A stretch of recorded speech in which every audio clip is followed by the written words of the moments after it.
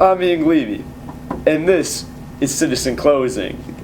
Tonight, we will be taking an in-depth look at the closing scene of Citizen Kane.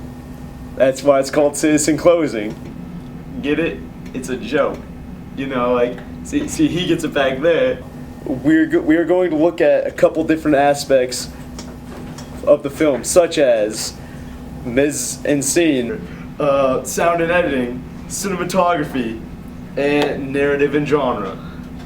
In respect to mise en scene, at 151, in the top part of the top third of the screen, we can see the childhood sled of Charles Foster Kane, which has just been not yet been revealed, but is like in the scene is also revealed to be like the crux of the movie. That's what Rosebud is. That's what this whole thing was all about, you know.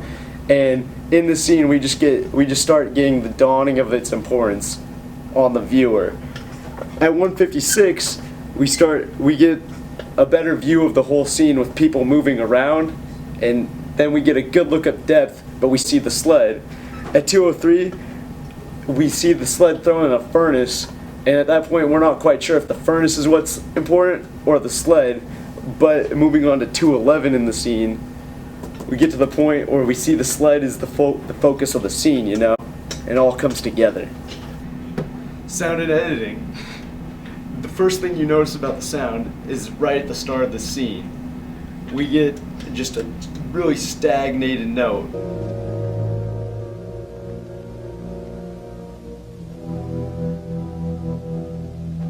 That just makes the viewer feel lost, which is really good in relation to the scene because it's just a cluttered room, and you don't really know what's important yet, and the note really it doesn't add any effect except for the lostness. You know, you're just lost in the music. You're lost in that note. All right.